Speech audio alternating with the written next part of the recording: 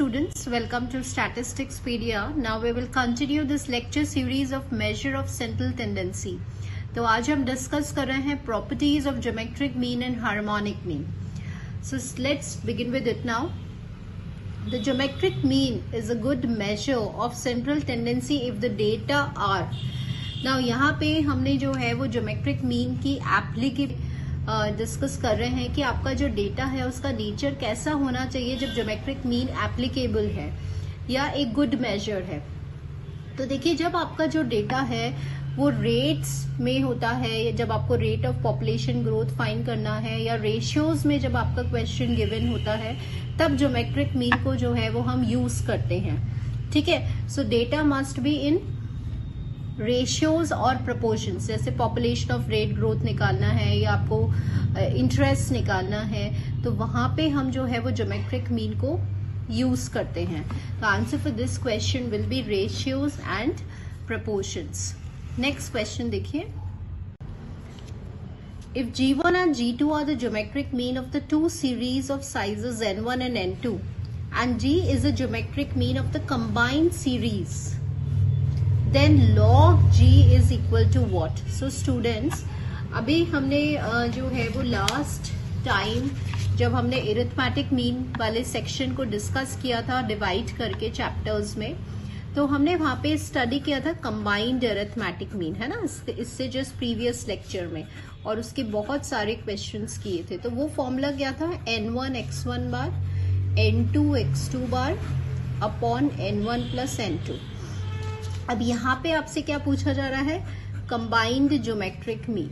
ठीक है, तो स्टूडेंट्स अभी आपको क्या है, ज्योमेट्रिक मीन हमने लास्ट लेक्चर में डिस्कस किया था। ज्योमेट्रिक मीन क्या होता है? जितनी ऑब्जर्वेशंस हैं, सपोज 2 ऑब्जर्वेशंस है तो स्क्वायर रूट हो जाएगा, 3 ऑब्जर्वेशंस है तो क्यूब रूट हो जाएगा। अब आपको कंबाइंड ज्योमेट्रिक मीन निकालना है, तो देखिए स्टूडेंट्स, जी क्या होता है आपके पास?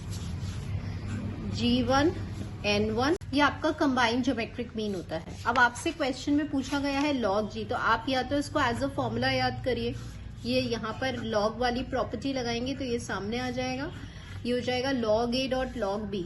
फिर से हम लॉग की प्रॉपर्टी लगाएंगे तो ये आ जाएगा आपका। सो आपके पास बेसिकली कंबाइंड ज्योमेट्रिक मीन को आप एज अ फॉर्मूला ही याद करिए। इतना कैलकुलेशन ये सिर्फ आपको समझाने के लिए कि अगर क्लिक नहीं कर रहा है तो हम ऐसे भी कर सकते हैं। तो फॉर्मूला क्या होता है स्टूडेंट्स कंबाइंड ज्योमेट्रिक मीन का? N1 log G1 plus N2 log G2 upon N1 plus N2। ये किसका आंसर है? ये log G का आंसर है। ठीक है, अब सपोज यही वाला आपका क्वेश्चन होता और आपसे G पूछ लेते, कंबाइंड ज्योमेट्रिक मीन G बताओ, तो फिर G का आंसर क्या होता? ये वाला G का आंसर होता। ठीक है, तो ऐसे भी आपका जो है वो क्वेश्चन का फॉर्म जो है वो चेंज हो सकता है, तो ये भी हमें याद होना चाहिए।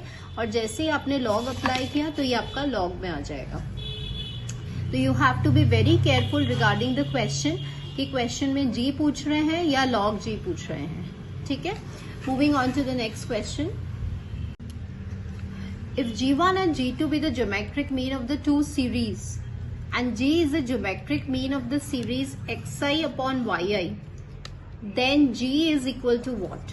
तो अभी मैं आपको समझाती हूँ कि ये क्वेश्चन क्या है, और मैं इससे रिलेटेड जो और दूसरे रिजल्ट्स हैं वो भी हम डिस्कस करेंगे स्टूडेंट्स। देखिए, एक one I am taking like in this form and one I am taking like in this form. ठीक है, अब सपोज मुझे अगर Z का ज्योमेट्रिक मीन निकालना है तो इसका आंसर क्या होगा? ध्यान रखिएगा, मैं यहाँ पे कोई लॉग यूज नहीं कर रही हूँ, मैं सिर्फ ज्योमेट्रिक मीन बोल रही हूँ। तो ज्योमेट्रिक मीन ऑफ Z क्या होता है students? Geometric mean of X multiplied by geometric mean of Y।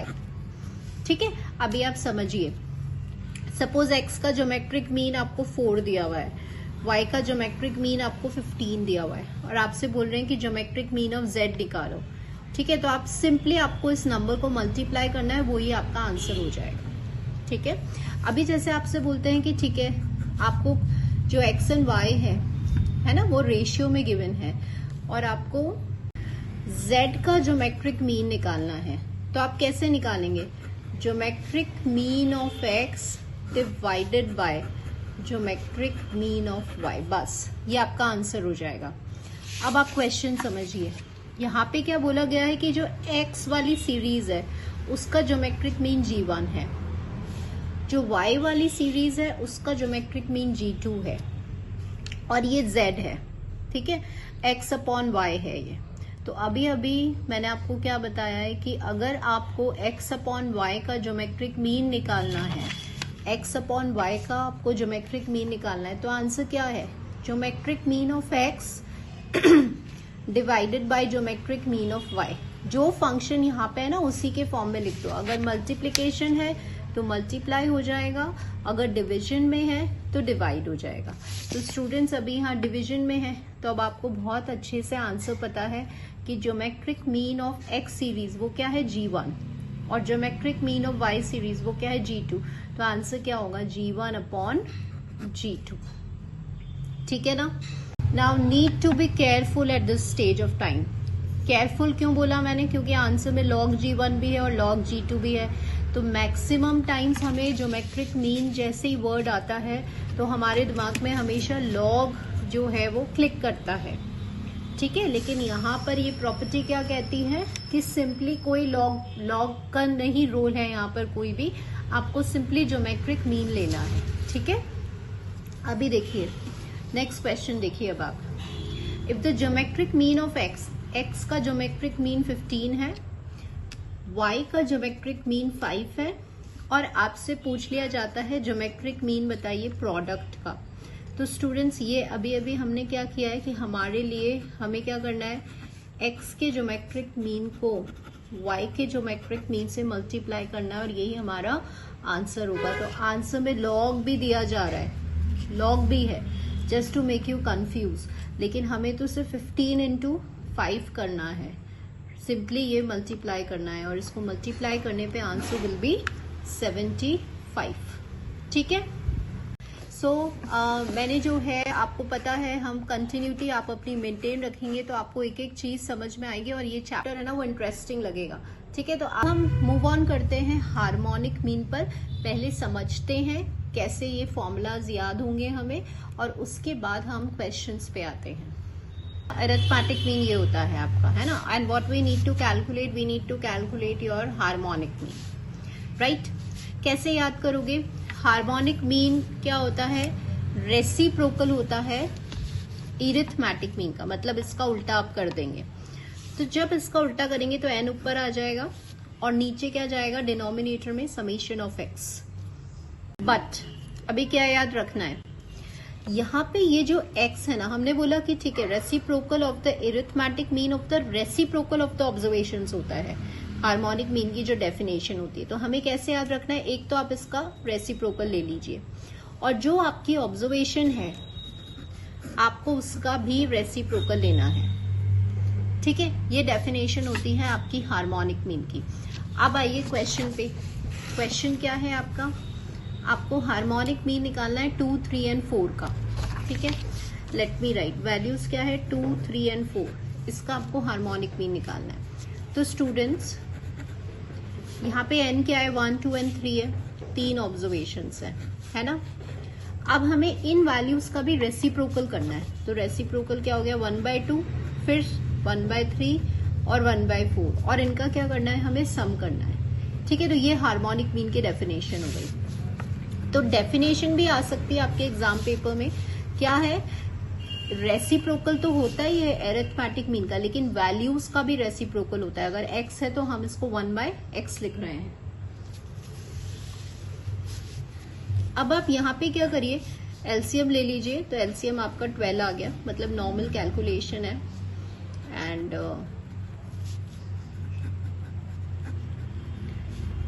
तो ये आ गया आपका 36/13 विल बी योर आंसर हो गया। नेक्स्ट क्वेश्चन देखिए students, harmonic mean of this.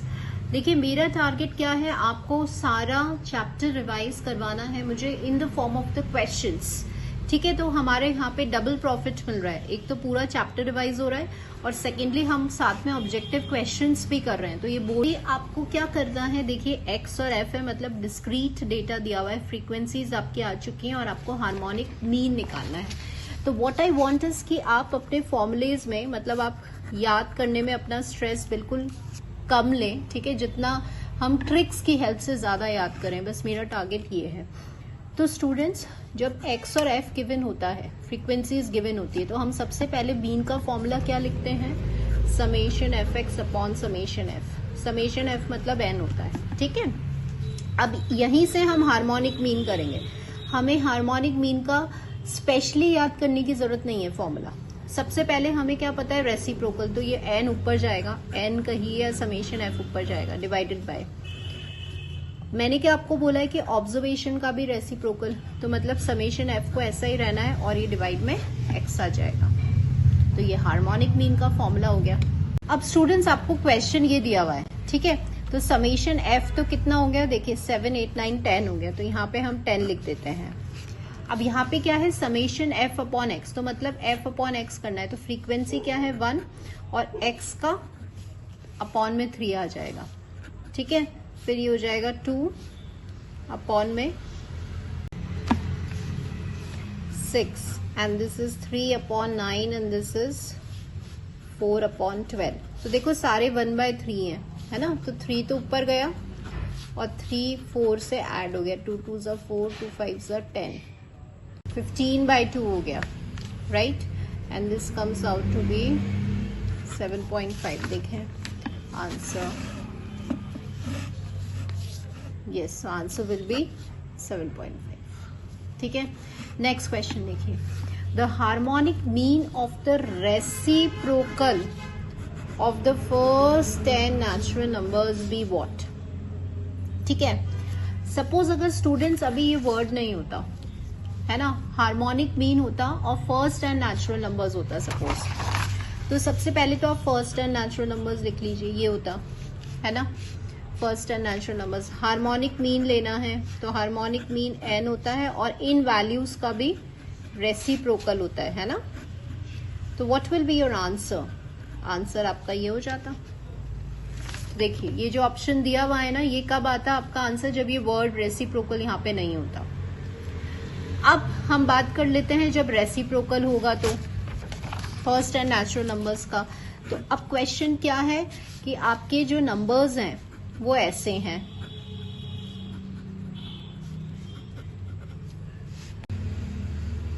ठीक है स्टूडेंट्स, आपको ये नंबर्स दिए हुए हैं और आपको हार्मोनिक मीन निकालना है, तो n तो वही रहेगा।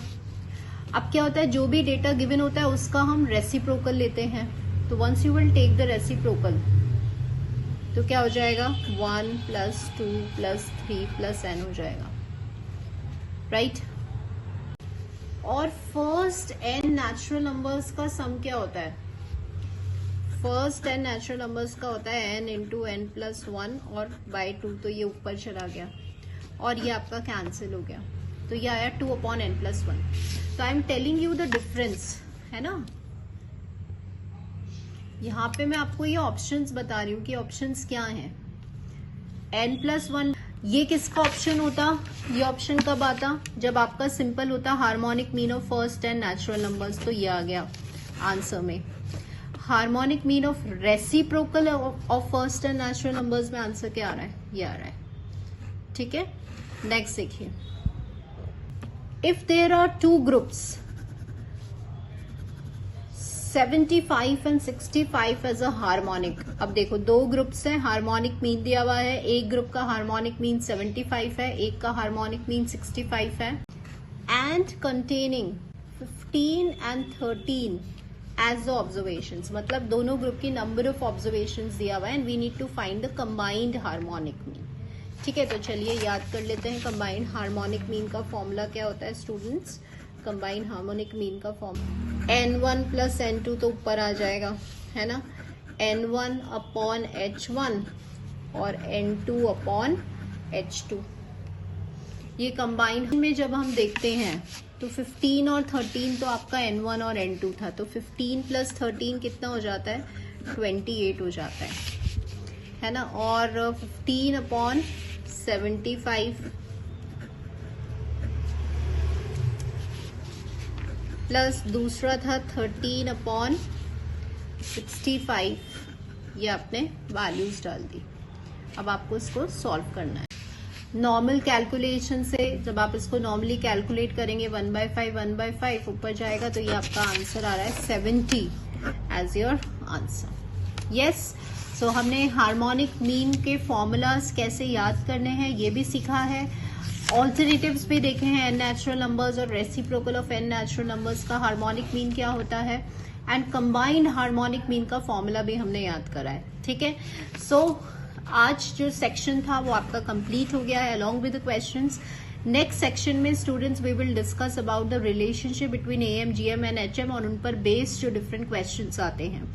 होप वीडियो आपके लिए यूजफुल रहा होगा। लाइक शेयर करते रहिए and do subscribe my channel students. If you have any queries do comment me and ask help you out. So thank you for watching this video all the students.